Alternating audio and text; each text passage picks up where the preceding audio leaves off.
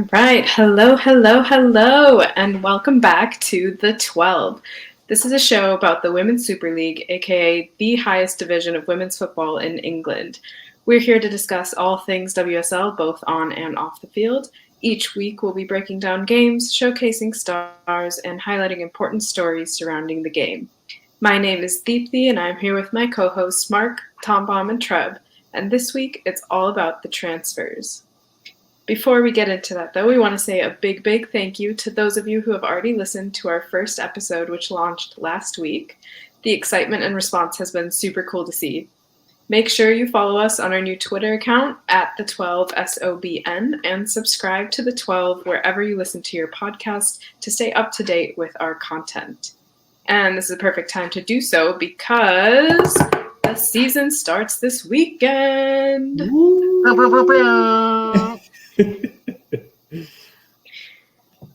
With that being said, we'll just run through the games that will be part of match day 1, match 4. Take it away.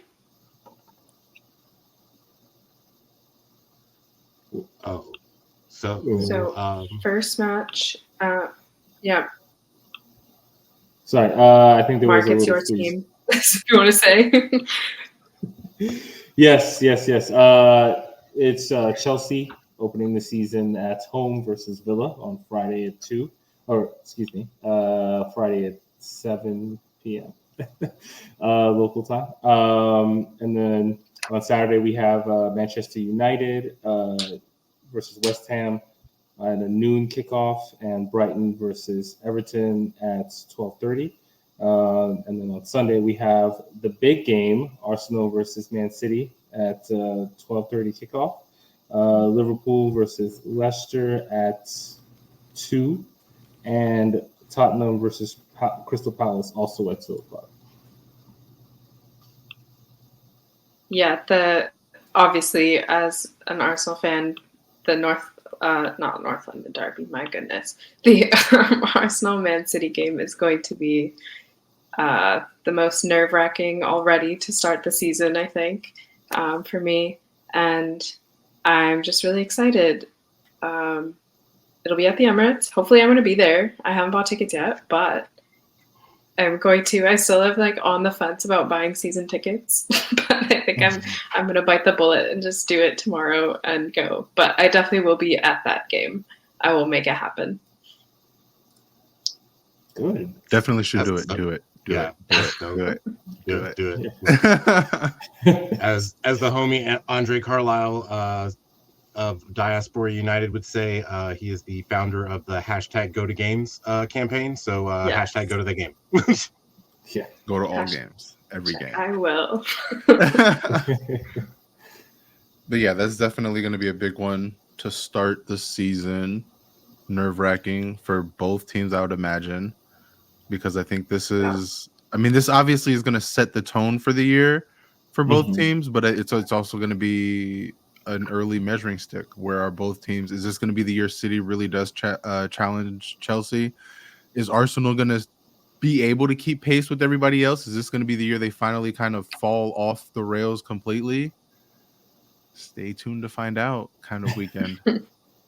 Yeah, as a City fan, this is just it's a crazy week because you know that the opening of the season comes right between the opening tie for Champions League to get into group play against Paris FC. I know Arsenal is in a similar position against Häcken. So going onto the continent midweek and then coming back to the UK to play this match on Sunday is just you have two managers of debatably two of the three most talented teams in the league, and you don't trust really either of them. As a neutral, as Marc nods his head, is I don't trust either of them.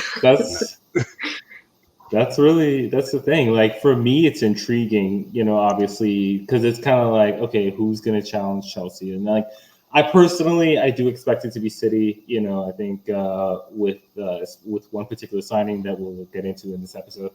You know, but yeah, like it's still, even though I don't know how I feel about Bon Pastore yet, I know how I feel about Garrett Taylor. I know how I feel about Jonas Edvall. So like, you know, we'll see. I'll be curious.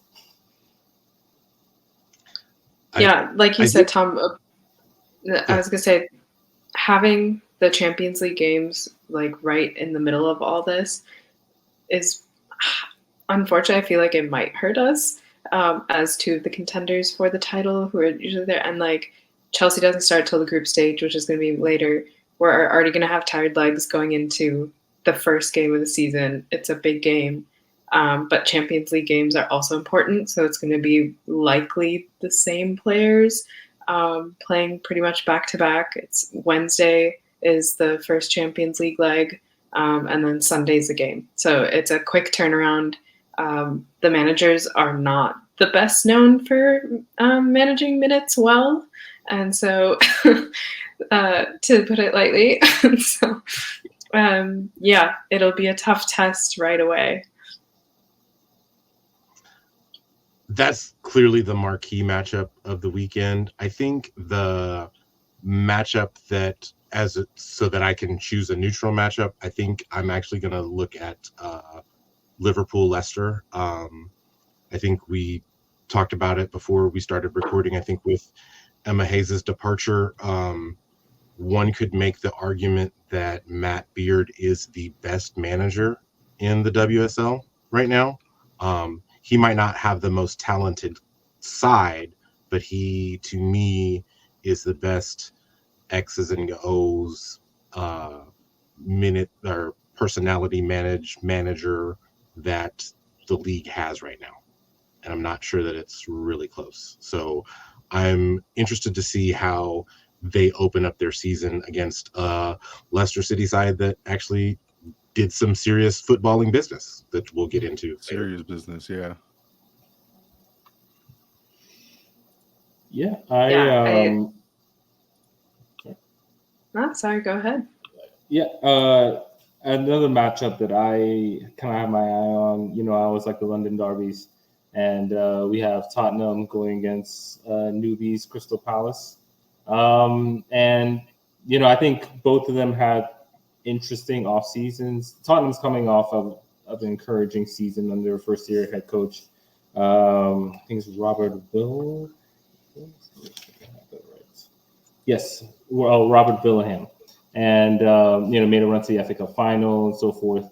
And so you know, they brought in a couple of interesting players. And Crystal Palace, I mean, they were one of the busiest teams in the offseason in WSL. So you know, you talked about like a tone-setting matchup in terms of Arsenal, Man City. I think you could say the same thing for Tottenham and Palace, you know, for their respective goals this season. Yeah, I'm with you on that one. That's also a match that, as a neutral, I'm looking forward to the most this weekend.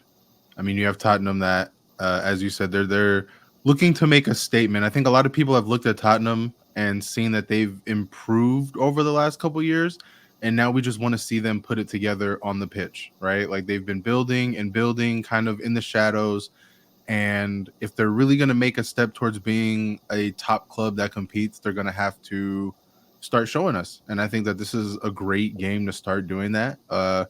And then on the Palace side, you're coming into the league. What better way to make some noise than to beat a team that is trying to get their footing, but is also a club that, it, you know, at least in name, is a big club, right? Is one of the bigger, most known names in the WSL. So it's going to be a fun match. I think that's one where if you're a neutral, I would be tuned into that one. For sure.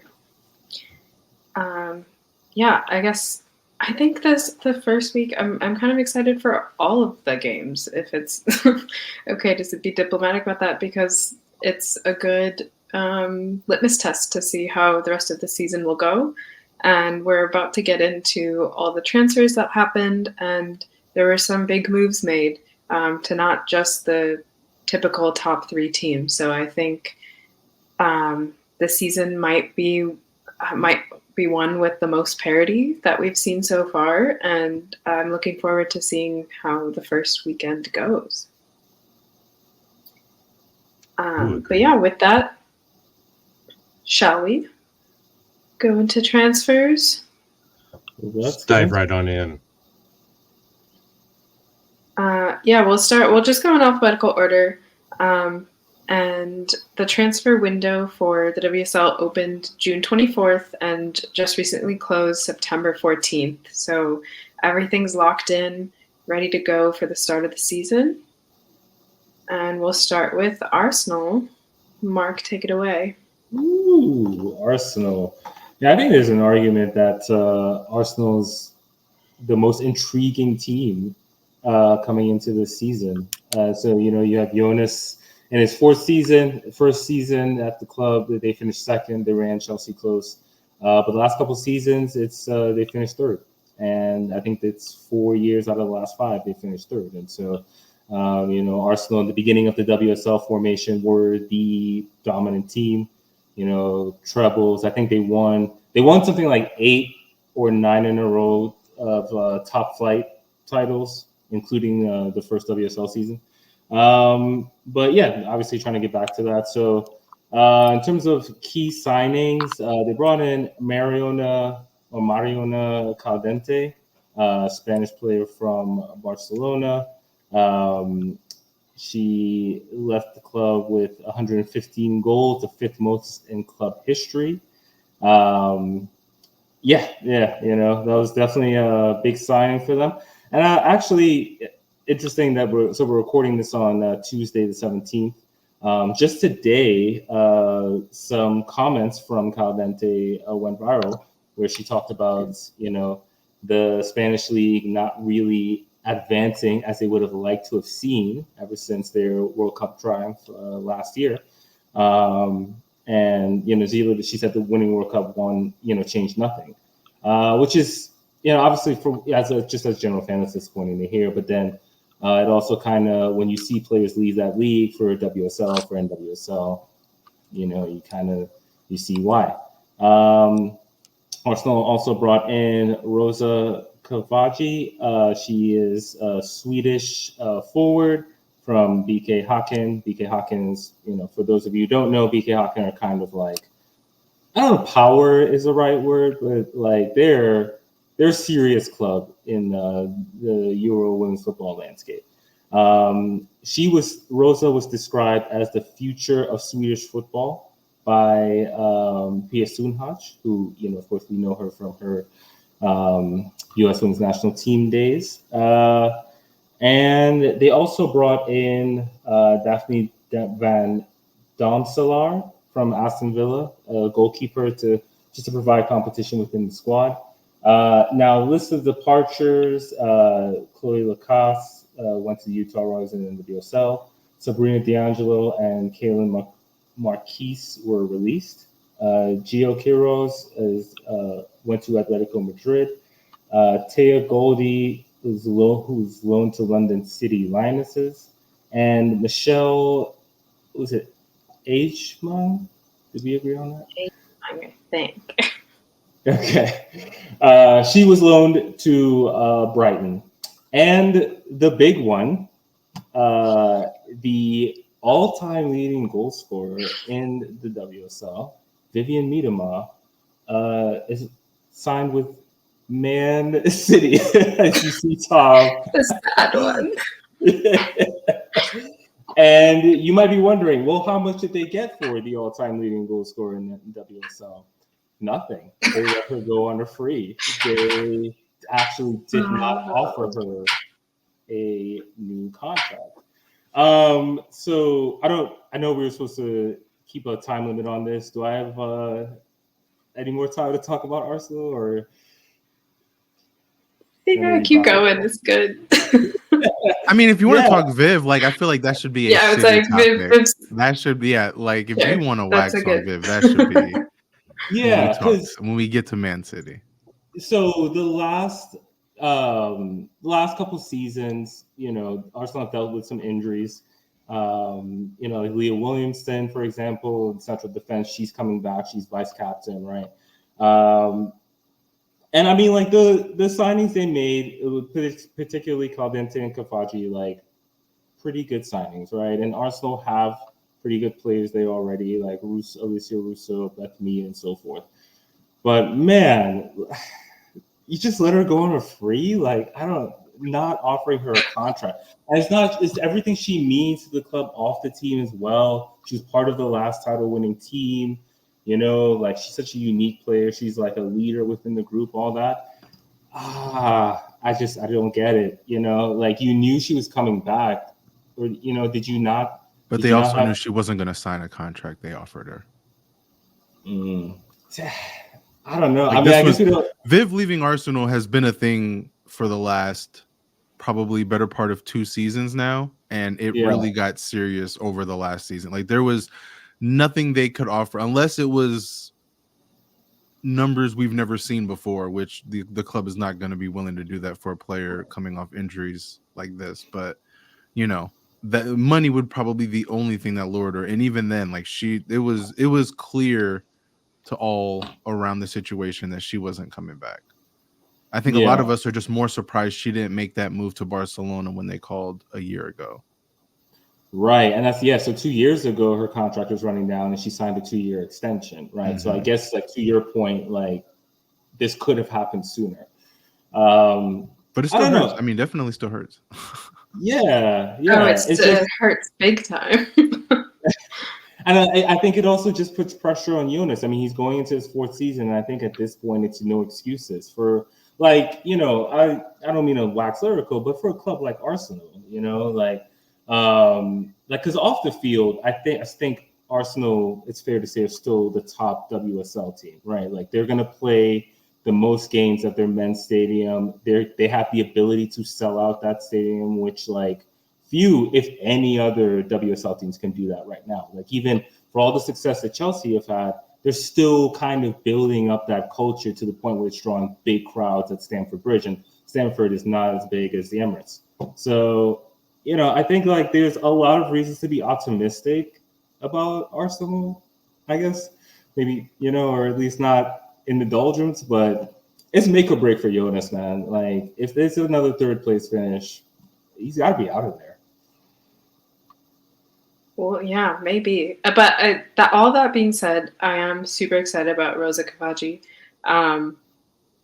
She kind of was brought in, I feel like, to, in a way, replace Viv. And, you know, tomorrow, well, as of when this is being recorded, we play her former team in Champions League, BK Häcken, tomorrow. And so that is like a homecoming of sorts. It's her, like, probably going to be her first time to really show. She played a little bit earlier and had a good debut in the friendly. But yeah, this is going to be a good test for her and to show what she can really do. And especially the weekend match coming up, I think that'll be exciting. I'm not too familiar with this Champions League stage. I'm going to be honest. Like that seems like 2 really strong teams to meet at this stage. So, Häcken finished 2nd in the league. So like this stage is essentially like 2nd and 3rd place placers from across all of the different leagues, unless you're like one of the very like smaller teams that won those first 2 matches that first week. They might be like champions of, I don't know, Slovenia or something, but not to dump on Slovenia, sorry y'all. But it's main of the bigger leagues. It's usually like the 2nd and 3rd place ones. So like even City's draw, like with Paris FC, is kind of like, ooh, like that's another one. Like right, yeah. So let me ask the Arsenal fans something really quickly. Yeah. With Viv's departure, does this put more pressure on Russo than she even saw last season?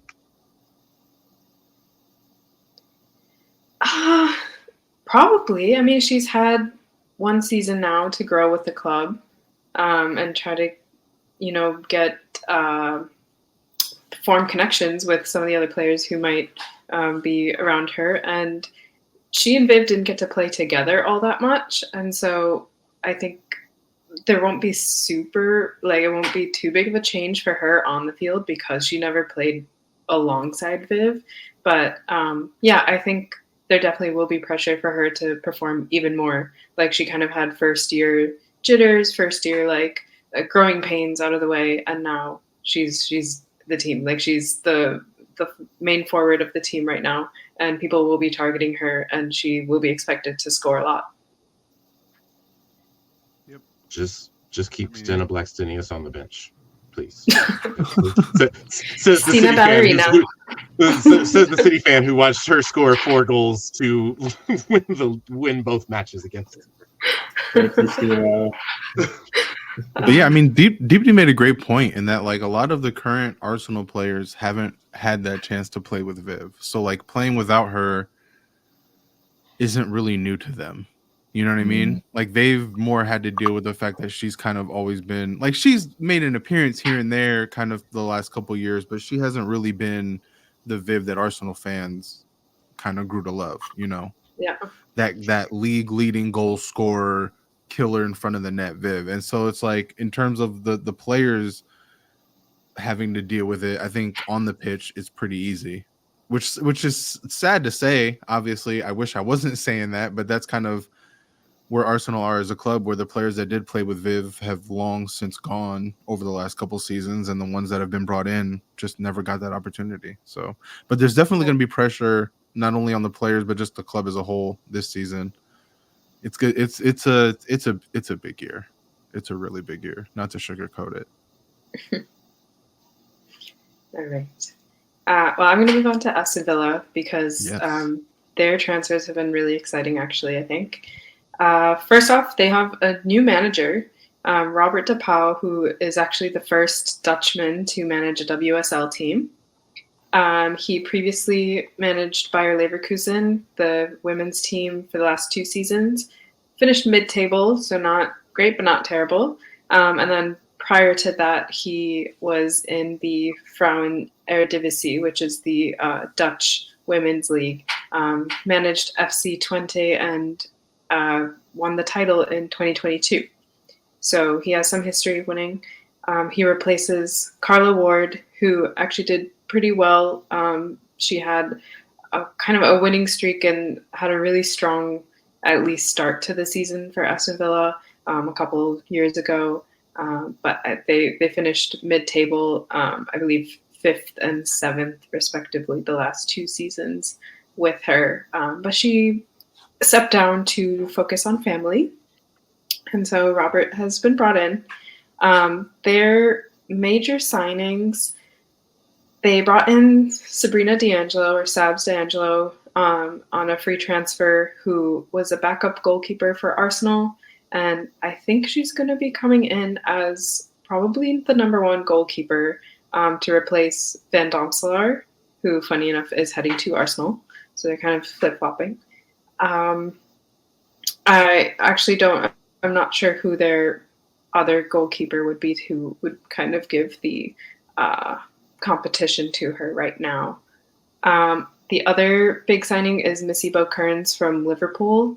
She's a center midfielder. I think she's a pretty strong signing for them. And then the big one that just happened recently, close to transfer deadline, Gabi Nunes from Levante. She's a Brazilian forward. It was a club record signing. She got signed for a £250,000 transfer, and she's going to be expected to score. Yeah.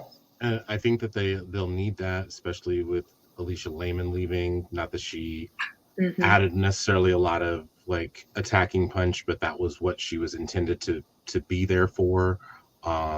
Rachel Daly retired as well. So they do have, with their departures, they just have a lot to overcome. And Gabi Nunes is going to be relied on to score for them right away. I will be interested to see how. I think that as a City fan who remembers the season before last, where they took both league matches from us, I thought that Carla Ward was the up and coming manager of the WSL, and they had a really rough start to last season, and I don't think that they ever truly recovered. So it will be interesting to see them kind of turn that around, especially with Missy Bokearns anchoring that midfield. Right. I don't know if Rachel Daly is retiring from club football. I know she was retiring from That's right, from international football. You're right. Yes. So she'll still be around. But no, same goes those. Gabby Nunes will probably be one of the starters expected to score, and hopefully they have a better start to the season this year than they did last year. It'll be interesting to see how this manager plays a role as well, and it'll be, they're going up against Chelsea on Friday, and 2 new managers to the WSL going head to head. So that'll be interesting as a tactical matchup as well. Agreed. All right. And then I'll take Brighton as well. So Brighton Hove and Albion had a couple massive signings. But first, they also got a new manager in Dario Vidosic. And I am super excited to see what he does, because he was previously the Melbourne City FC women's team manager for the last couple seasons. They won the A-League last season, and then I think they finished in 3rd the season before that. So he has a history of doing well. He has a history of winning. And Brighton hasn't had the best luck with managers over the past couple years. It seems like they've been kind of all over the place. They had an interim manager for the latter half of last season, and then they had an American manager right before that, another interim, et cetera. So hopefully he can bring some consistency and actually work with the new players that they've got to do well this season. Massive signing in Fran Kirby, free agent from Chelsea. She is Chelsea's leading goal scorer across all competitions. Just a huge, a veteran presence, and I think she'll be a proper, necessary part of both the locker room and on the field to keep this Brighton team kind of going and make them succeed. Another couple fun signings. They got Michelle Ejimang on loan from Arsenal. She's also a forward, an academy product, really young and has so much potential. So I think this loan will be exciting for. Hopefully she'll get a lot of minutes and be able to develop even more before coming back to Arsenal. And then just again recently on deadline day, I believe, Brighton signed Nikita Paris from Man United. Gurley left a $1 million deal from North Carolina Courage to stay and play the FA Cup with Man United last year, which they won, but she also got subbed on later. I don't know how many minutes she actually ended up playing. But dropped $1 million and is staying in the WSL, going down to Brighton.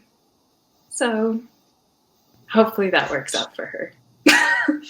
She really is, if you look at her CV, she's collecting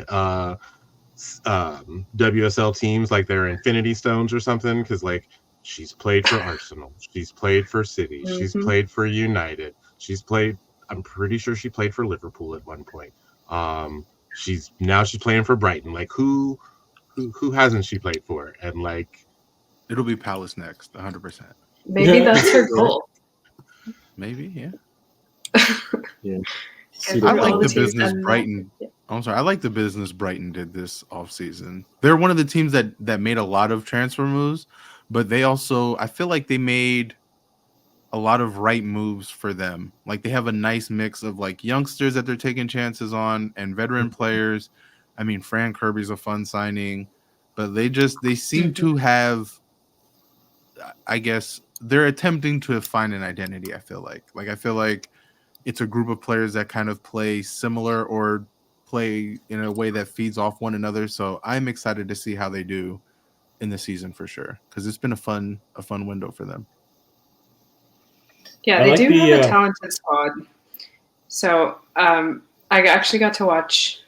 I think I went to one of their games in person last season, and they do have a talented squad. It's just it also comes down to the manager, and I think hopefully having some consistent presence will allow the team to grow together. I'm excited for Madison Haley to continue playing. She's an American forward. Yeah, and I think again, it's down to management, and with all these new players, all the transfers in and out, they need to know how to fit all these puzzle pieces together. So, first game is going to be a good test. Yeah, I one of the signings that also caught my eye about for Brighton is Yelena Kankovic. You know, I'm curious to see if she can contribute anything because I mean, she's a solid midfielder. You know, she's not a bad player to have. I'm sure Chelsea wouldn't mind having her right now, especially with Sophie Ingle having gone down. So, yeah, no, I think Brighton's interesting for sure, especially with the transfer window that they've had. Yeah.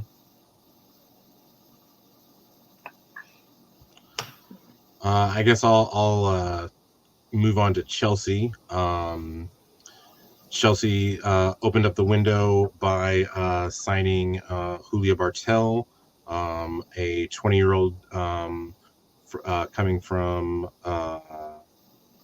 Barcelona. She is also coming back from the U20 World Cup where Spain made the quarters. So she might not play on Friday. She probably shouldn't be in the 18. I don't think that Sonia would do that to her. That's a promising signing for them. They got they raided PSG again, as they tend to do, and got forward Sandy Baltimore. That's not Charlie Baltimore for your old school hip hop heads. That is Sandy Baltimore.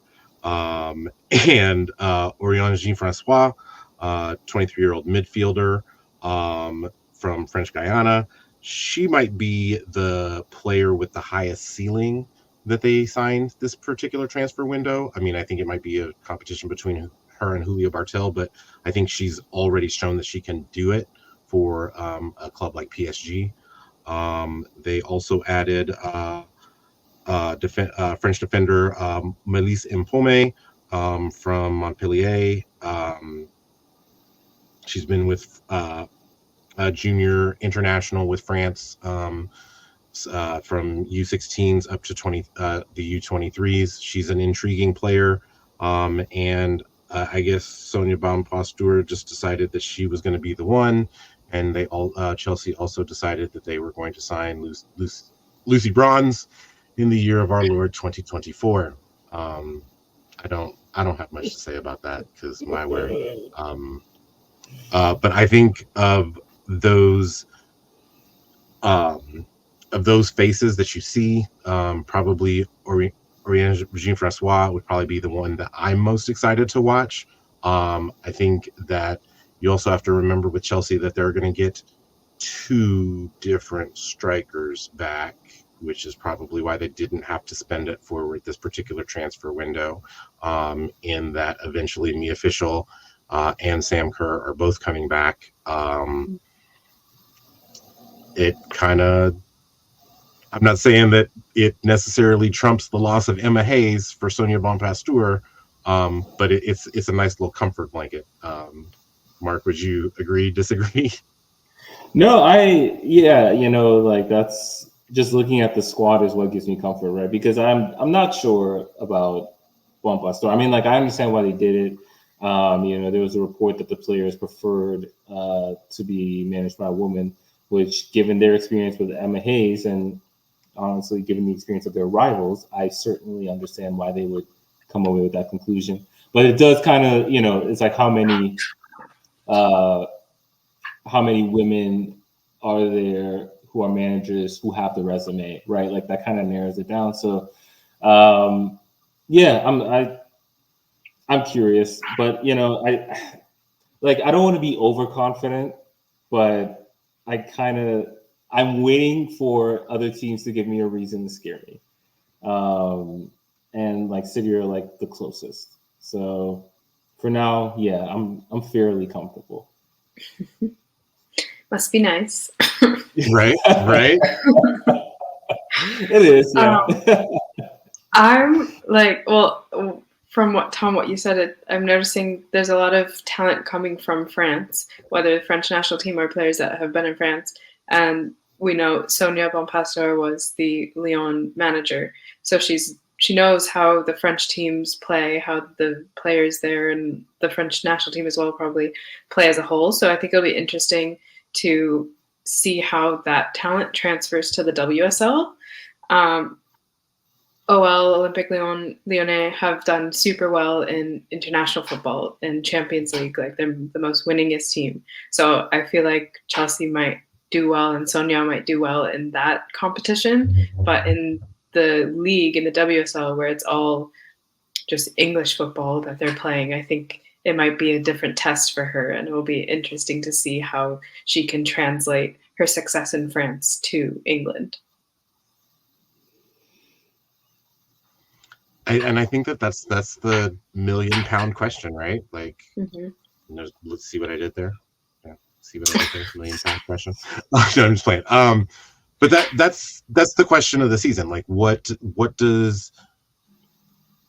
how do you transition from what Emma Hayes wanted to do to what Sonia Bonpastor is going to do, knowing that you have probably and arguably the most talented side in the entire league. Like, I mean, I don't think that anybody can really stack their roster up against Chelsea's in the league and say, yeah, we feel good about this matchup, sort of thing. Yeah. Well, I thought it was interesting how Chelsea kind of hit the ground running from like early on in preseason. You know, it kind of seemed that we were getting like strong lineups, you know, lots of pressing, lots of intensity.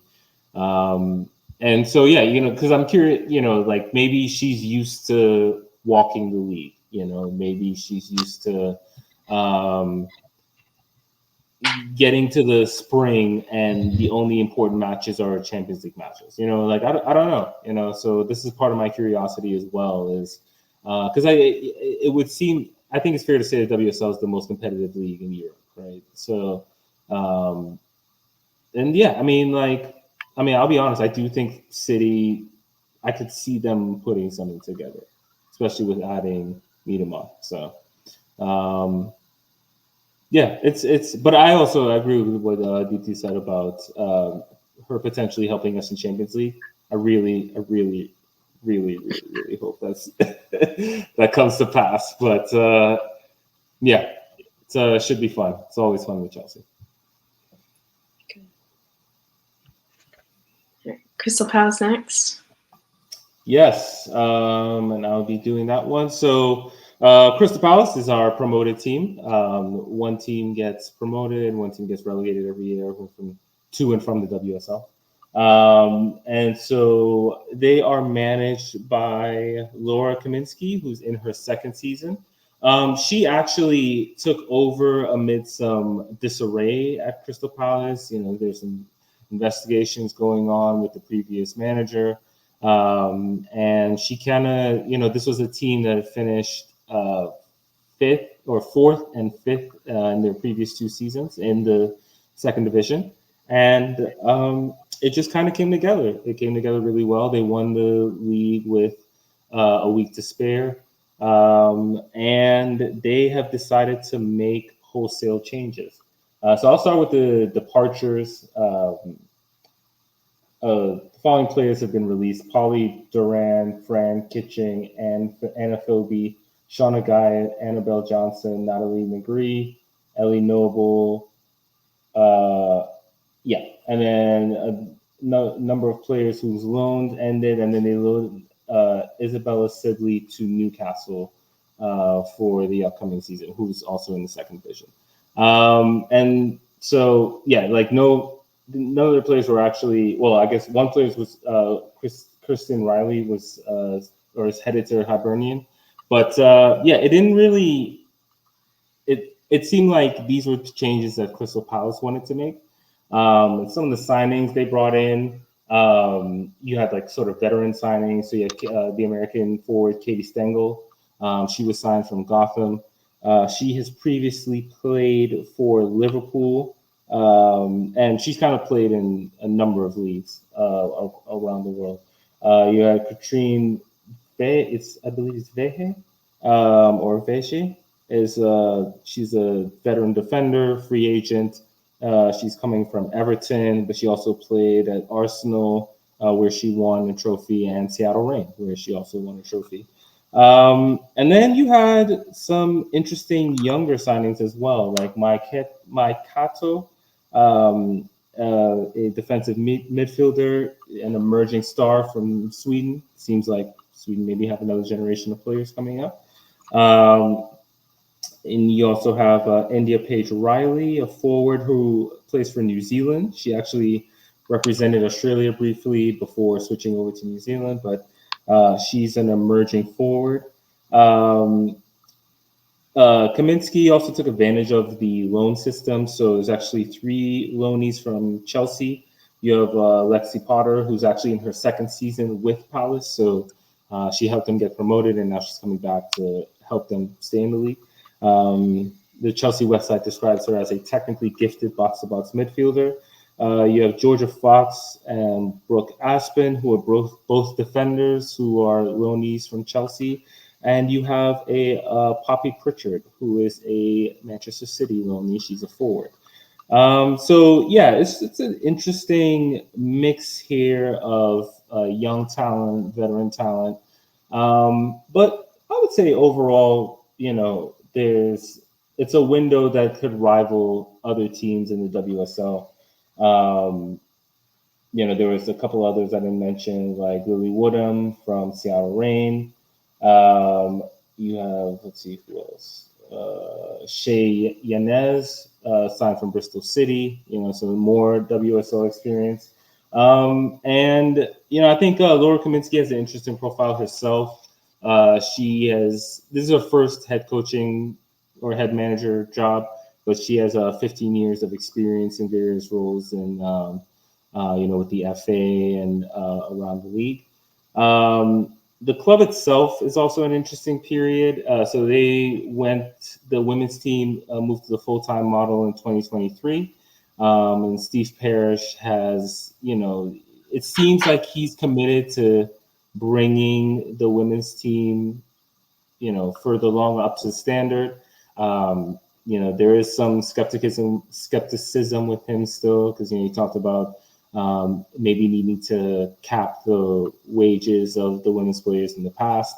But there's that. But overall, I would say the Palace is interesting. I think they're good vibes, right? They've had a positive offseason. They're a club that's trending in the right direction, not just with the promotion, but the investment that they're putting into it. And I'm kind of rooting for them, to be honest. I wouldn't mind, definitely wouldn't mind seeing them stay up.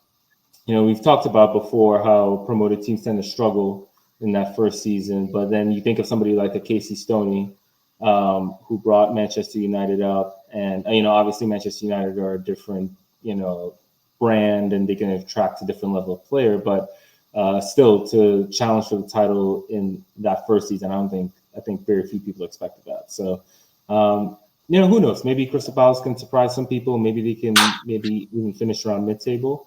But yeah, definitely curious to see how their first season in WSL goes. Yeah. Well, number one, I want to say I love how Georgia Fox spells her name. It's Jorja. Haven't seen that one before, but I love it. 2, for those of you, if you watch the NWSL and if you've seen Lily Woodham play, she's a really exciting player. And so I think that's a great get for Crystal Palace.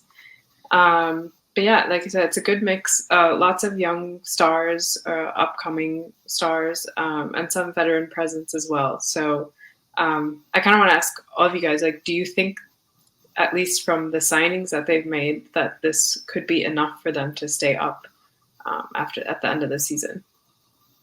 I'm kind of sad that they only have Woodham until January because I would like to see her go through a whole WSL season. Mm-hmm. But I definitely think on paper they've definitely. I mean, because I'm torn because I definitely want them to stay up, but I also feel like they could. I feel like they're a team that could be sneaky and making a lot of noise, or at least making things harder for the teams at the top.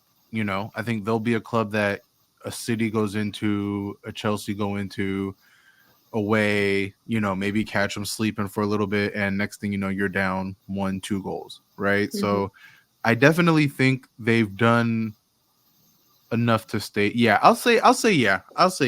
I'm sure we'll talk about it as we get into the season, but yeah, I'll go on that limb and officially hard yes that they'll stay up.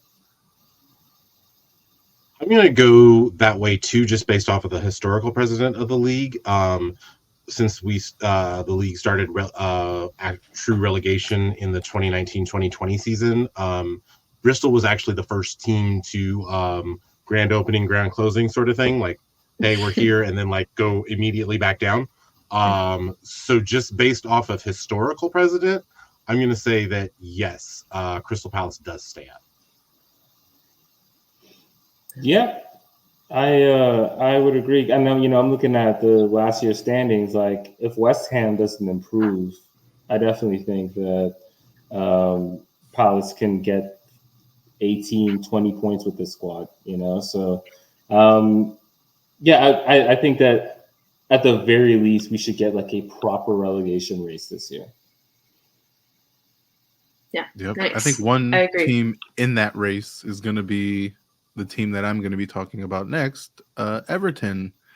I feel like are in danger of entering that relegation race just based off where their club is right now. I think we all, well, maybe not all, those who follow the men's side will know about Everton's troubles recently in terms of sanctions and penalties for what was honestly very obviously trying to bend and break rules. But unfortunately, that has trickled down to the women's side. And they've had to basically bring in everybody on freeze, essentially. Everyone they've brought in has been free agents.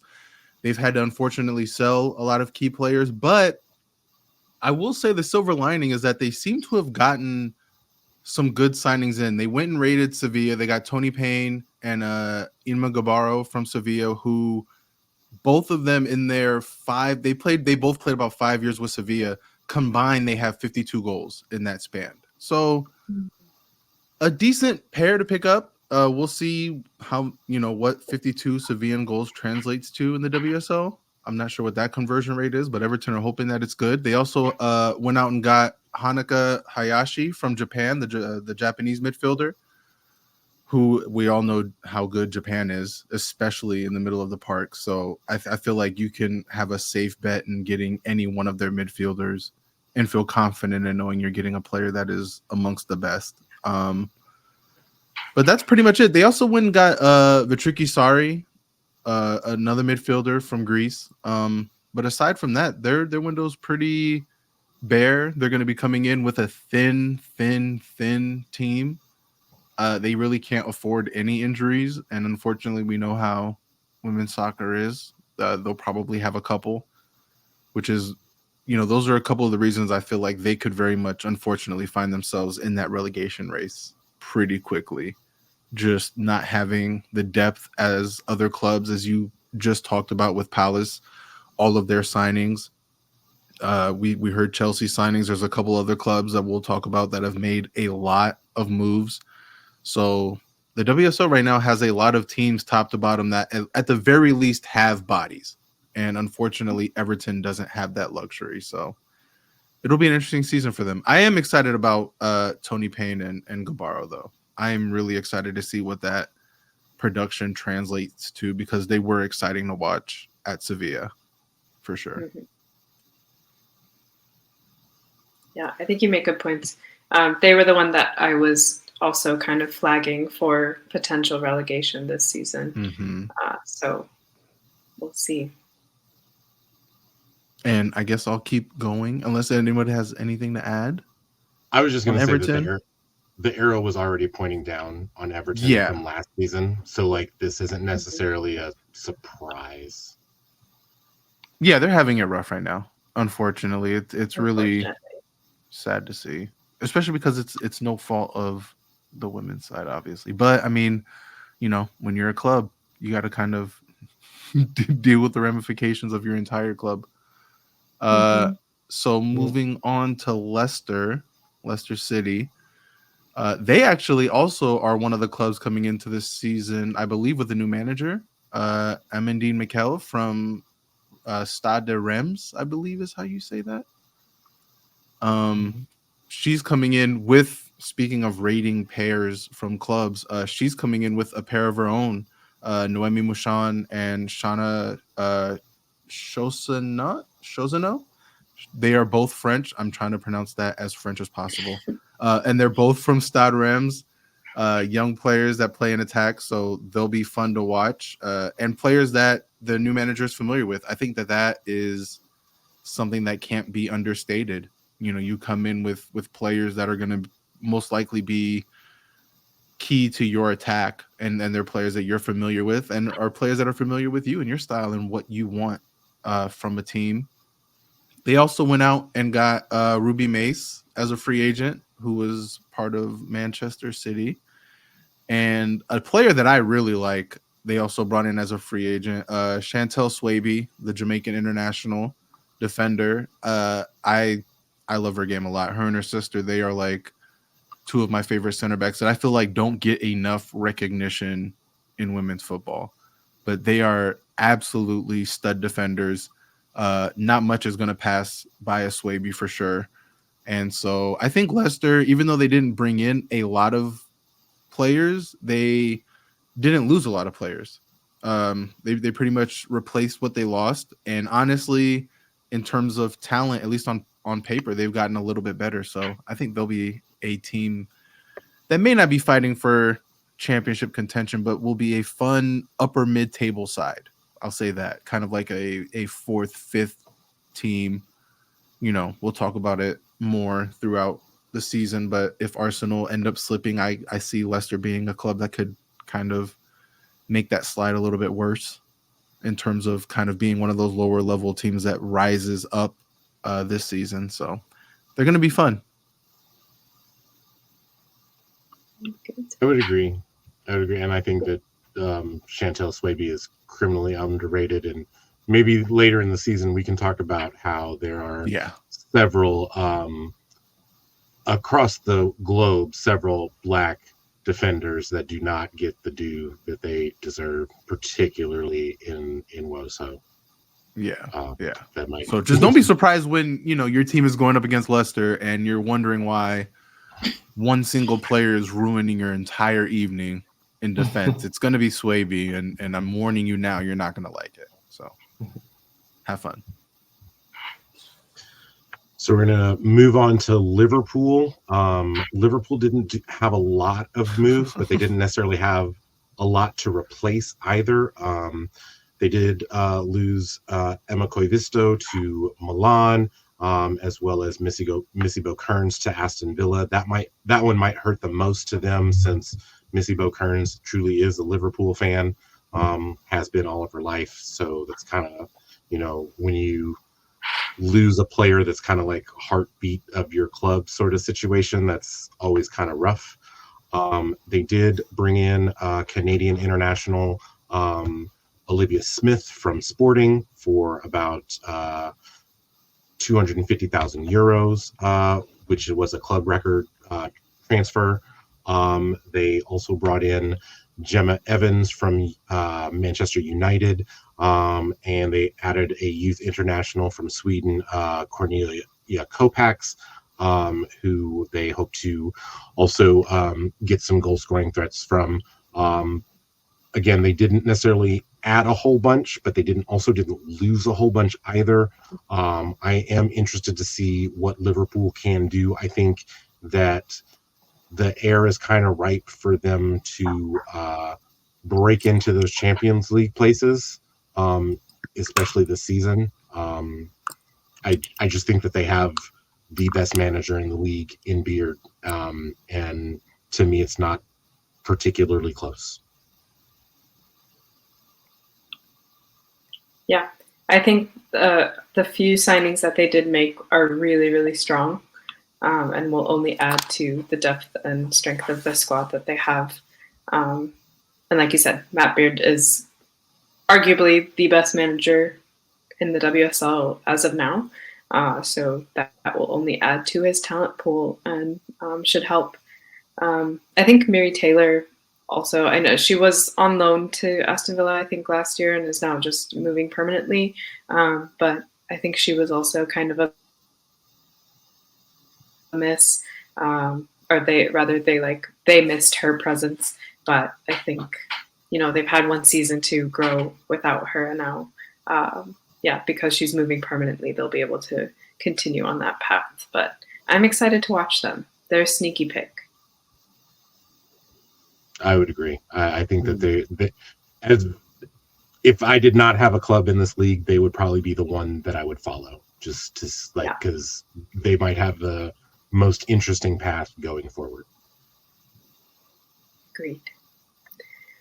I'll move on to one of the big dogs, Manchester City. They had quite a few departures and a bunch of cool signings as well. So I'll start with the departures. Ellie Roebuck is heading to Barcelona, goalkeeper. She was primarily behind Chiara Keating. And I think, Tom, correct me if I'm wrong, but she had some illness or injury that she was nursing before she made this move and decided to sign for Barcelona. So when she goes over there, it'll be nice to see her get back on the field. They also lost defender Esme Morgan to the Washington Spirit, who recently made her NWSL debut. Steph Houghton also announced that she was retiring. Demi Stokes heading to Newcastle United in the second division. Philippa Engeldahl is going to Real Madrid. Ruby Mace, the midfielder, heading to Leicester City, as we said. Eve Annette is on loan to Pompey, and Poppy Pritchard is also being loaned to Crystal Palace for this season. To replace all of them, they have some very exciting signings. Also, the Naomi Lazelle signed from Bristol City. I'm excited to watch her. I think that'll be exciting. Bristol got relegated, so it's nice that Naomi will be able to stay up with City. Grace Pryor is an academy talent who has signed her first professional contract. Eve Annette, like I said, she signed with City from Reading, but is being loaned to Pompey. And then we have two Japanese talents, Ayoba Fujino and Ayaka Yamashita, who, Tom, you can speak more about them, but they're young, they're talented. Yamashita is a goalkeeper, and Fujino is a forward, right? Yes, Yamashita is the Japanese national team starter in goal, in between the sticks. Yeah. And then they also had signed Risa Shimizu, another Japanese talent, but unfortunately in the Olympics, she tore her ACL while playing against Spain. She was doing really, really well in that game before she got injured.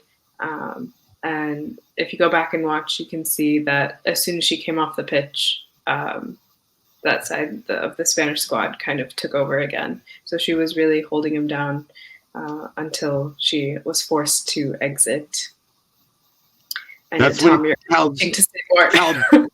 Caldente was not cooking until Risa Shimizu left the pitch. I'll just put it like that. And so I was watching the first 60 minutes of that match. I was like, okay, if this is what we have at left back or right back, and we know that Caldente is going to come in and play for Arsenal, I feel good about this. We got somebody who can match with her. And then she did her knee, and I was so sad. I was so very, very sad. So sad. It is so sad. she would have been super, super exciting. We wish her a quick recovery. And then I think we've talked about Viv enough, but like we said, Viv Miedema has signed from Arsenal to City. Probably one of the biggest signings, one of the biggest moves of this transfer season. And I will leave it at that. Are we all NBA fans here? Somewhat. Yeah, I watch. Yep. So like Man City remind me of the 2016 Warriors, where it's like you got this close, you're right there, and then you went and added the best free agent you possibly could have. Like I feel like this has to be kind of a make or break for Gareth Taylor as well, right? Like they've been knocking on the door for a couple of years now. It's time to break it down. Oh, for certain. I think that if Gareth does not add at least one trophy and a deep competition run to his resume this season, like you have to start having serious questions about his job security there. I think just of all of the players that have been signed, I think the player with the highest ceiling is probably Oba Fujino, the Japanese international. She's very young. She's 19.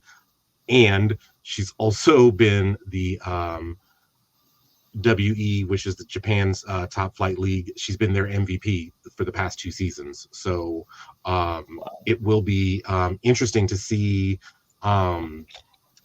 how she enters into the squad. I know that I think on the last SOB show we briefly touched on it, but Gareth would be foolish if he didn't at least entertain the idea of a 3-5-2 and put Bunny and Viv on the pitch at the same time. I know that's not necessarily why you sign Viv Miedema, but you also don't sign Viv Miedema with the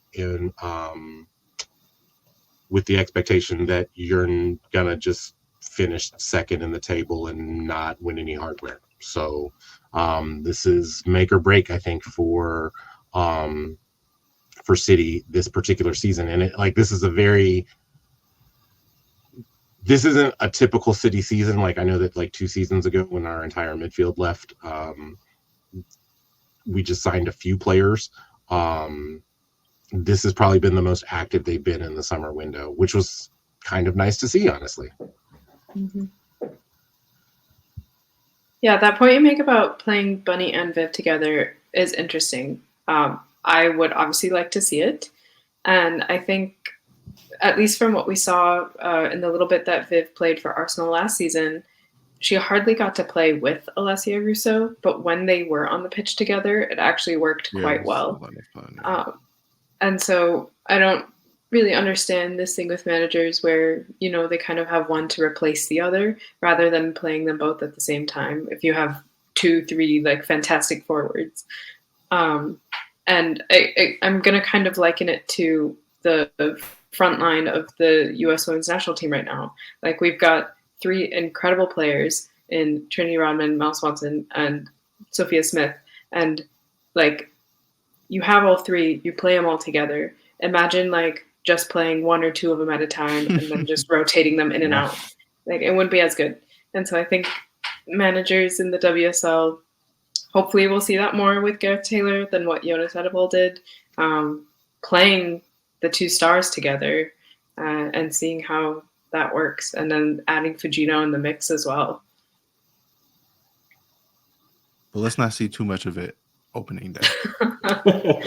Opening day, yeah. You can keep on the bench for that. Match day 2. And he said match day 2, you know, whenever y'all play Chelsea home and away. Exactly. Love it. Just don't do it to me personally. No.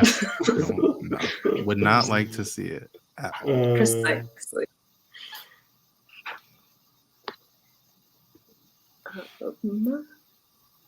Treb, you got United.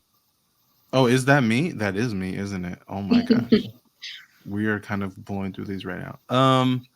So United, I mean, look, we've like brushed and talked about United a lot so far.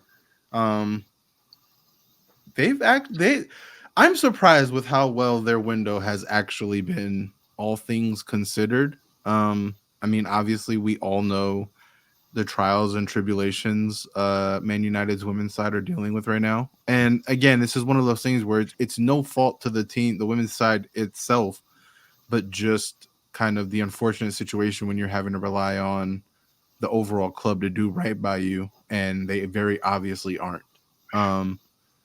But in this window, they were able to get Melvin Millard, which they were able to turn her loan into a permanent deal, so she's going to stay, which to me is huge. You know, to use an Arsene term, it's like a new signing type of thing. You know, whenever you can do something like that. They also signed Anna Sandberg from Hecken. And the one that I'm really surprised about and intrigued to see, and I'm sure United fans are probably the most excited about, is Celine Bizet from Tottenham, the Norwegian attacker. I admittedly don't follow Tottenham closely, so I don't know what went into them deciding letting her go.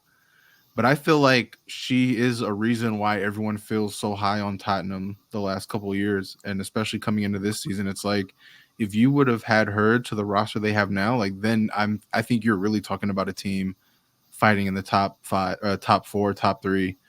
So to see her leave and then to go to United again, no disrespect, but like that's a player I feel like could do well at just about any club outside of Chelsea and City, who are stacked with attackers. But I feel like Tottenham to United is a bit of a step down, again, respectfully as possible. But for United fans, like that's a huge get. Like I said, it was a huge window. All things considered, they should be really excited. I think that they have a chance to show that they aren't going to go out quietly, right? I think like that's what this season is about for them more than anything. It's just continuing to overcome all of the obstacles that have been put in their way, and they've given themselves a decent shot with a decent transfer window. Yeah, Oh, They have some pretty significant departures too. So do you think? are we they're gonna? Yeah, I can finding- definitely go through that because their departures are very heavy. They lost Mary Earps to PSG. We talked about Nikita Paris going to Brighton. Katie Zelm is now in the NWSL playing for the team that I cover, Angel City. And she actually has made her debut already and is starting to settle in. So she's looking good. But yeah, they've lost. I mean, they lost Gemma Evans to Liverpool, Irene Guerrero to Club America. So yeah, they have a hefty amount of losses that they didn't fully replace. But again, I think just given the context of where their club is right now, their window was about as good as it's going to get, I feel. Yeah.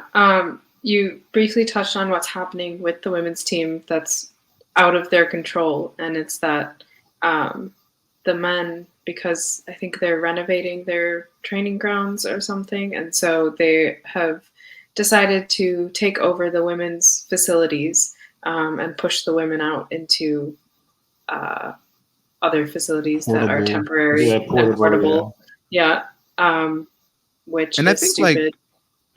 yeah, and I think like for me the bigger issue, and I think like for a lot of people and the players especially, the bigger issue isn't so much that you basically strip them of their facilities to cater to the men's side. It is that you're catering once again to the men's side for a club that has historically been unwilling to provide resources and proper kind of just providing the proper environment to succeed for their women's side. And so they look like they were trending on the right direction for a couple years there. And so to have this happen was just another slap in the face and just a reminder that, yeah, United are very much a club that may be big worldwide in name, but they absolutely are disinterested in kind of cultivating a successful women's side. They just do not feel that it's in their priorities right now. And do you think that prevented them from making some bigger signings? Yeah. Oh, yeah. I mean, because summer? United are a huge club. Like I said, they're a huge club. I think for a lot of players around the world, if United come calling, you at least listen. But when you know that, one, you're going to be going into an environment where training facilities aren't there, is a huge thing in modern day players all around world. So we see it in the NWSL as well. Facilities are a huge selling point and a turning point in terms of getting players to sign and stay with you. But again, it's also just, if you're a player around the world, why would I want to go to a club that is consistently showing it doesn't want to provide investment and resources in the women's side and the team that I'm going to be playing for, especially when you have clubs like Crystal Palace, Brighton, Leicester. Like, these are all quote unquote smaller clubs that are investing and spending and cultivating environments that players want to be around, and it's showing in the players that they've brought in. Yeah, I agree. So there was, in terms of their summer and specifically their ability to recruit players, there was a report, I think, from The Athletic, it was mid-August about, where Dan Ashworth, I'm going to assume sporting director or one of those roles, he sat in on a practice of the women's team and then actually spoke to them, about what was going on. Just like to help smooth things over and help them feel reassured. And it's reported that meeting was received well. Like the players responded to it positively. But I mean, it's like what Treb said about the history of United. I mean, they've already lost some pretty talented coaches and players. Casey Stoney, Lauren James, Alicia Russo, like these were all Manchester United players not too long ago, and that's not including the players that left this past summer. So, yeah, it's just one of those things with United. It's like until we actually see them seriously make a sustained effort to support the women's team, it's I'm just not going to believe it's going to happen. I mean, like even last season, like okay, they won the FA Cup, but they finished lower than I think they should have expected to. And then they don't even really properly allow the women to celebrate the FA Cup. They cancel the awards dinner because the men are having a bad season, right? Yeah. And then they do recognize the FA Cup after they get trounced at home by Chelsea. Like that's just bad. This is bad planning, bad marketing. It's all bad. Yeah, I mean, like the new. So you had Jim Ratcliffe, who's recently bought Cheers, and he refers to the men's team as the first team. Like that's just antiquated bullshit, So like, I don't know. I want good things for those players, but I'll just never believe in the institution of Manchester United. Yeah, they got a lot of proving to do. I have two questions. One, I think this is something we could probably get into later in the season, but do you think purely on the women's side, the downfall started when Casey Stoney left and Skinner came in? Yes. I know she yes, and I mean I think whatever led to her leaving is what the downfall was, right? Because kind of to Mark's point, we've seen a lot of players and coaches leave over the last few years, and not a single one of them has anything good to say about that club. Not a single one. Stoney has famously ripped, England as a whole since she's left, but especially Man United. I mean, we've heard Kristen Press and Tobin Heath talk about their experiences at Man United. Obviously they love the players there and they've formed friendships, but the club, they've talked about how shit the club is, just to be blunt. I mean, it's Lauren James is Lauren James is another one. Yeah, her experience there. Alicia Russo is a Man United fan. Like she grew up a United fan. Yeah, she's at Arsenal. She doesn't. Right. It was just no, I'm gone because y'all ain't acting right. On that bull, yeah. Right. So I but I think losing Stoney kind of showed it was like pulling the curtains down from inside the house, right? It was that was the eye-opening for the rest of us, where who haven't been following United, to be wait a minute, what's going on over there?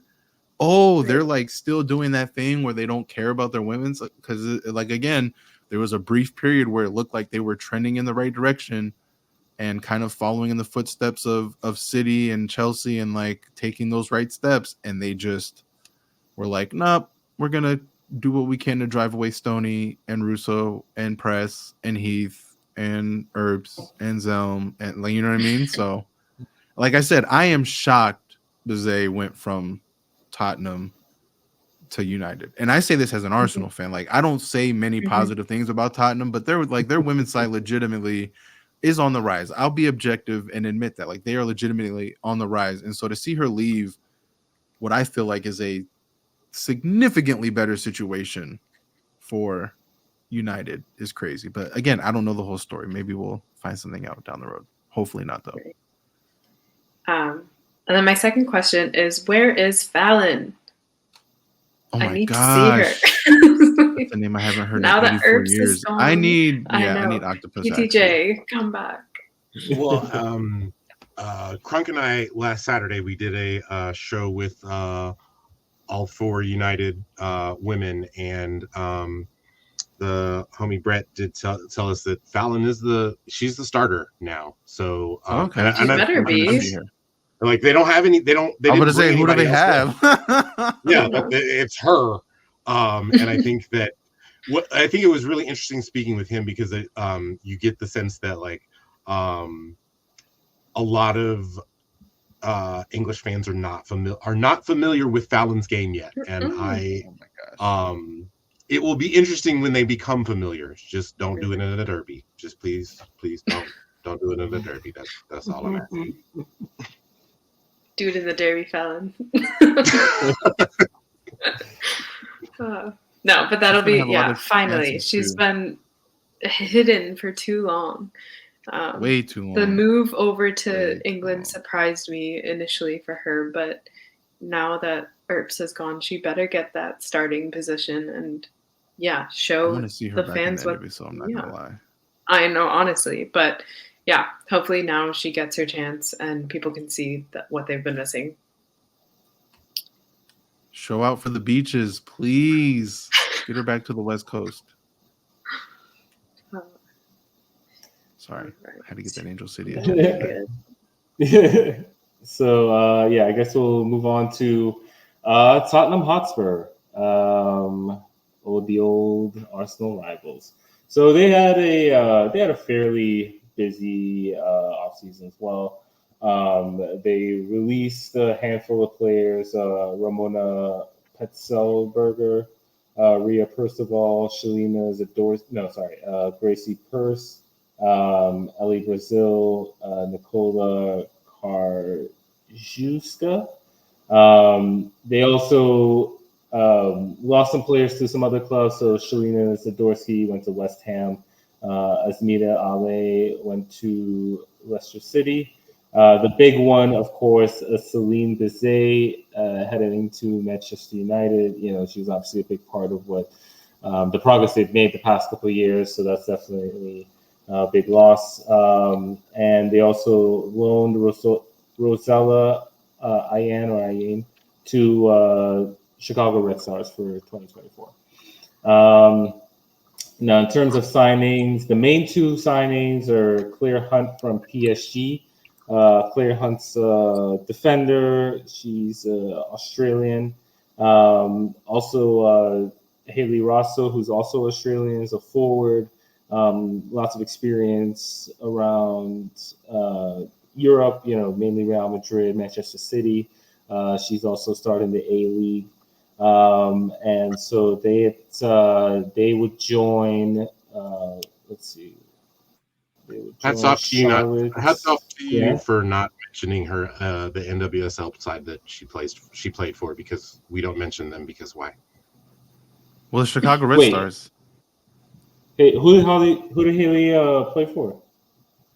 Portland Thorns. Portland. Oh, was it? Dang, yeah. I did not catch that. I did not see that in my research. But we don't have to talk about it because we don't have to talk about that team. Oh man. Ooh, yeah, right. I thought you were trying to avoid talking about the Chicago Stars for other reasons. But yeah, Portland is definitely a team we generally talk about. if we don't have to, unless we're talking about Sophia Smith. But I like talking yeah, about Sophia Smith. right. Let's see. They're also keeping Amanda Nilden, so making her loan permanent. They signed Ellen Morris out of free agency. Another player signed from BK Hawken, Anna Shiki. Yeah, that sounds right. Shiki. Yeah, I don't. You know, it's interesting seeing all these players leave Hawken at once, and I wonder if this is like. Yeah, I'm Like sorry. a I was just generation. about to say, just because like Arsenal do play Haken in the next, what was it, tomorrow, right?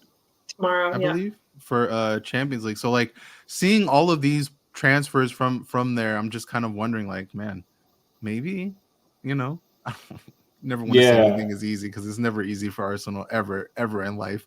But it's just you wonder, like, is this going to be that same team that was, you know, second in their division, because they have lost a lot of talented players too, just to the WSL. So interesting. Yeah, not just Interesting. second in division.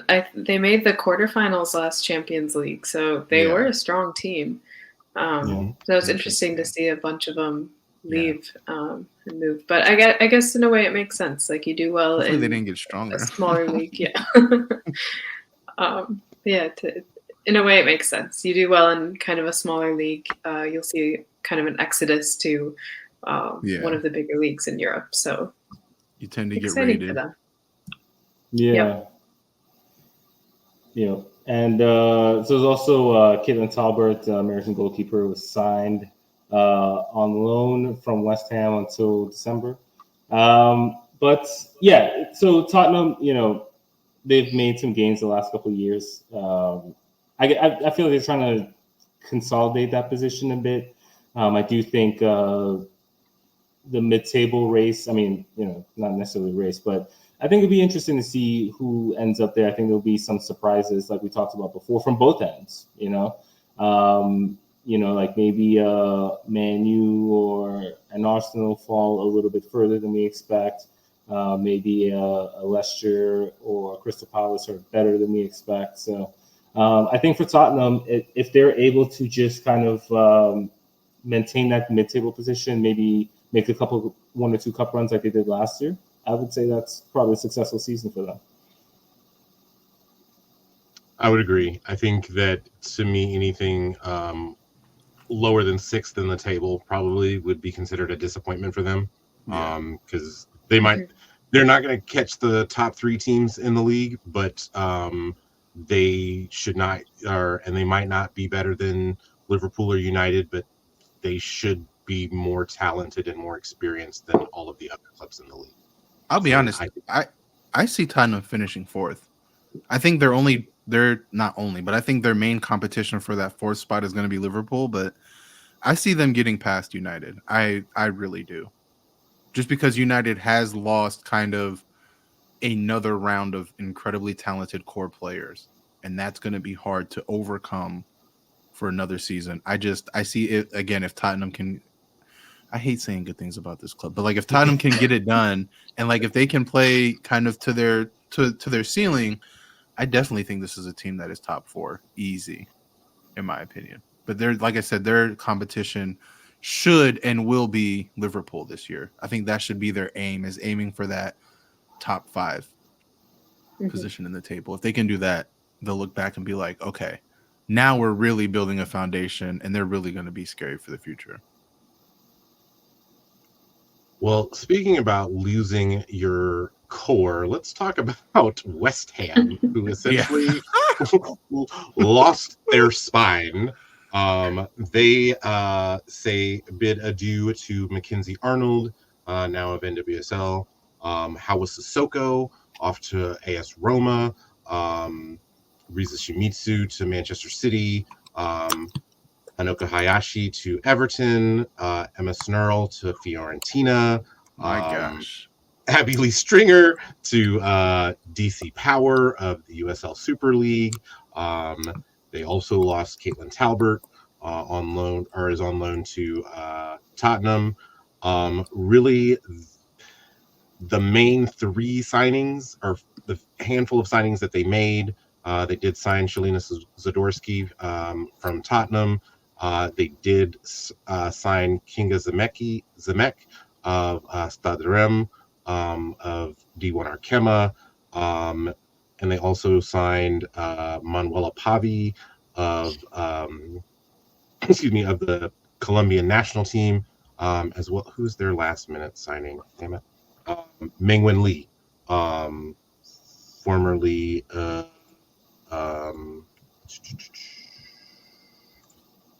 She's on loan Brighton? from Brighton. Yeah. So they kept their manager. They kept Rianne Skinner. I think Bristol City went down because Bristol decided that they were going to play a specific way, and they were going to come out and play, and they never really truly tried to park the bus against any of their opponents. Hence why Chelsea put it on them more than once. And I think that had they been a little bit more pragmatic, we would have had a larger question mark about West Ham. I know that we said that Everton is our one of our potential teams to go down because we think that Crystal Palace will stay up. I'm looking at Everton. I'm looking at West Ham as well as a potential team that might go down as well. Yeah. I don't know how you lose that much talent and not overcome it. Especially when you finished second from bottom last season, as it Right. was. Yeah. So, yeah, I could see that.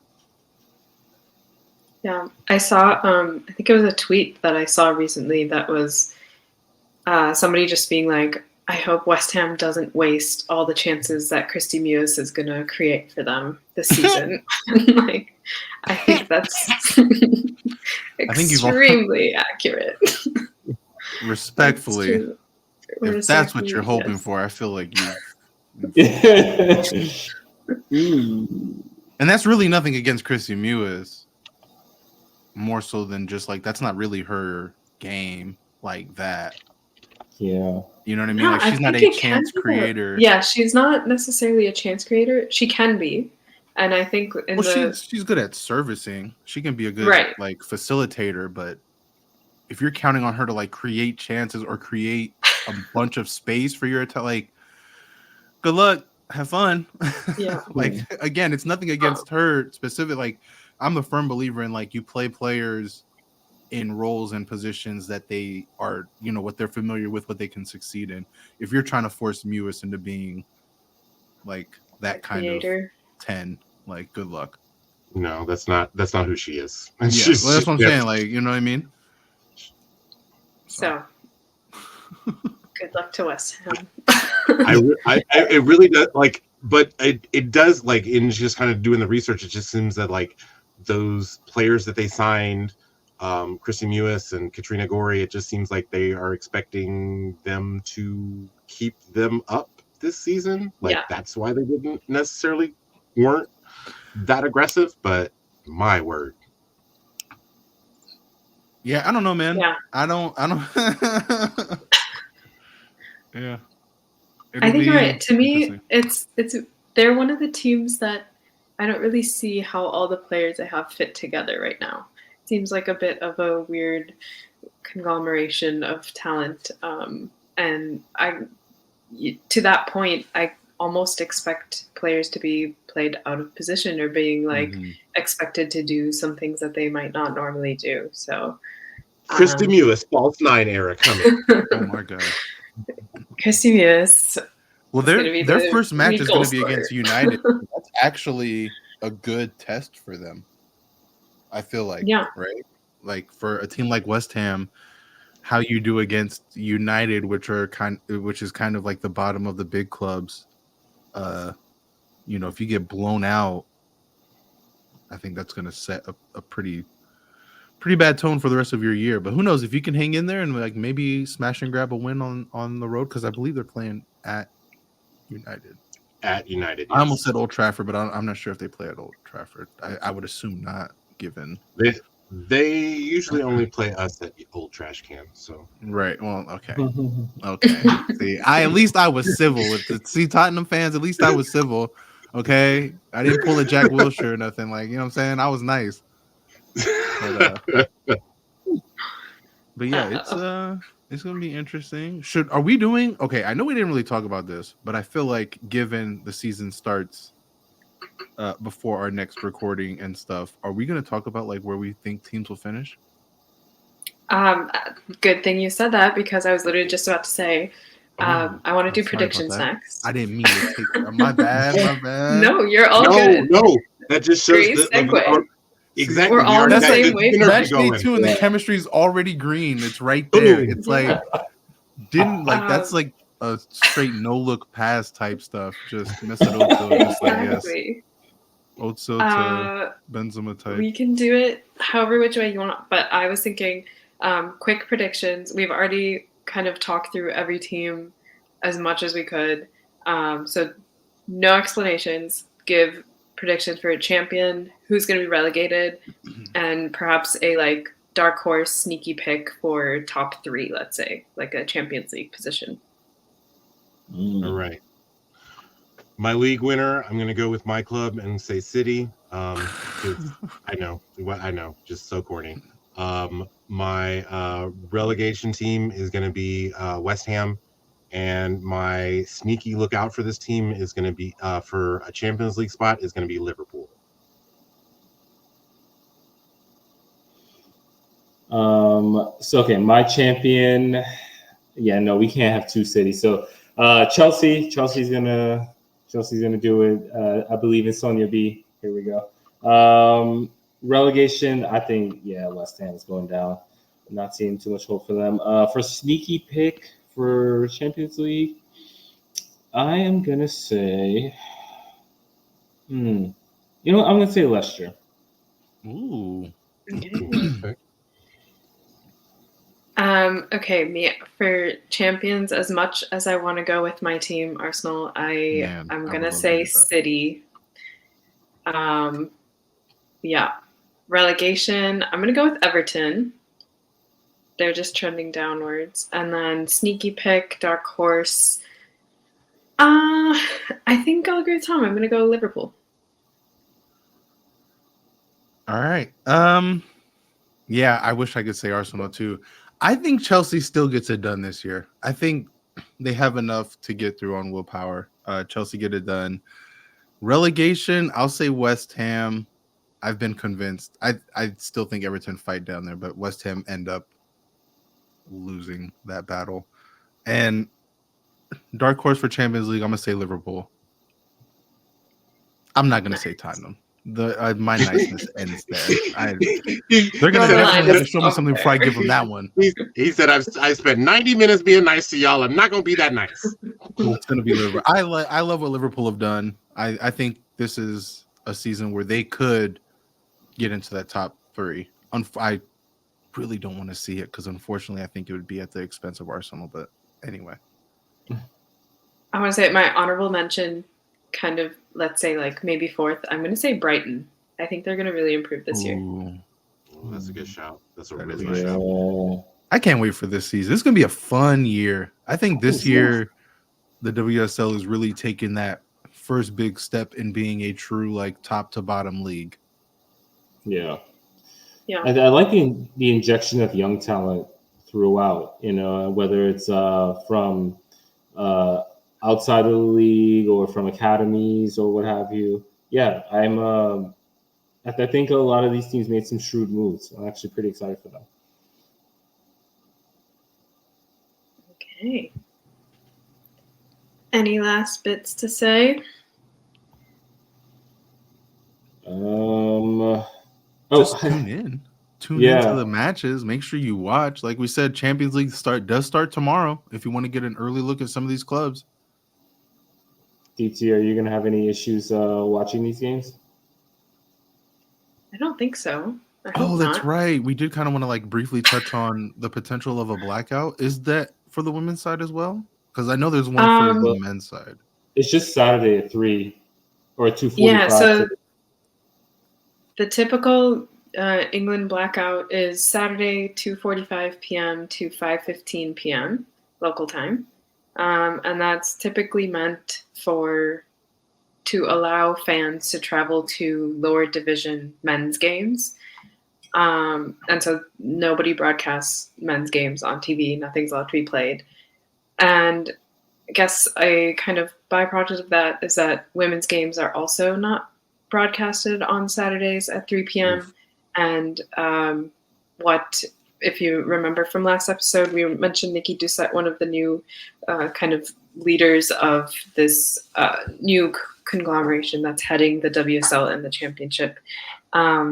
They are trying to get women's matches to be broadcasted in that time, which personally I think would be really good for the game. I think, we know the hashtag go to games, like that's a thing. So for lower divisions all the way up to top divisions, but not every single person can go to games. So if there's a designated slot for just women's football on TV, I think that would grow the game so much, especially because it can get it'll allow pubs to play the games as well. People can go out to watch together with friends. Those who might not be fans of women's football or not have interest before will put on something to watch and they'll be able to see a game. So I think it would be great for exposure, but I don't think it's very promising. I don't know if they've had much success in convincing, allowing whoever made those rules to allow women's games to be broadcast at that time. Yeah, I mean, I think everything you said makes sense. And also, I just don't think there's that much crossover with the people who are going to lower league men's games, or really most men's games, to be honest. And, the fans who are interested in and want to watch the women's league, right? And I think this kind of goes back to the piece we covered, Nikki Doucette's first interview. And we kind of talked about what they need is, for fans to have access to this, to the games, whether it's making it more affordable, but also making it so that it can be widely reached and, well, I don't want to say consumed, but just watch. Like you said, not everybody can go to games, and yeah, I don't know. I mean, I just think it's a big missed opportunity, and I hope that they come around on it one way or another. Yeah. But anyway, I think there is a TV deal in place right now for the WSL games in England. I know globally, DAZN, YouTube, they are all saying they will broadcast most, if not all, of the games as well.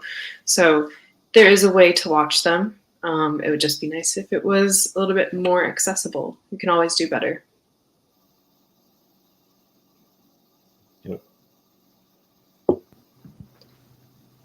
Yep. Yeah. All right. Do y'all want to pub yourselves? Socials. Tom, you want to start going the clockwise? Oh yeah, sure. I'll go. You can find me on any social media platform that I participate on at Thom Bomb 816. You can also catch me at CPKC Stadium covering KC Current for the good fine folks over to Shea Butter FC. You can find me on Twitter and Instagram at Nicholsodian. That's my last name, NiChollsODeon. You may also catch me on Atlanta United Fan TV. I may be on there for a live stream and possibly doing more things with them as well. But you can always find me at Nicholsodian. You can find me primarily on Twitter at AeroAstroFC. That's AeroAstroFC. And I am also. Oh, nice. I'm also pretty much only on Twitter at Treb Tracy. I will also be popping up on the Shades of Blue live watch along this coming weekend for the double feature that is going to be Arsenal versus Man City, men and women's side, both going at it. So I will absolutely go into the Lions Den and be the Arsenal fan, hoping to once again bring their despair. Because so far I'm undefeated when I come on. So I'm surprised they keep inviting me. Yes. Keep But going back. I'm happy. Yeah. I'm happy to do it. Hopefully it's going to be a 6-point Saturday. Sunday? Is it Sunday? Saturday? Sunday. 6 point Sunday. Whatever day it is, it's going to be 6 points because both Arsenal teams are winning. I'm calling it now. Ooh, okay. That's where you can find me talking mad shit to Tommy.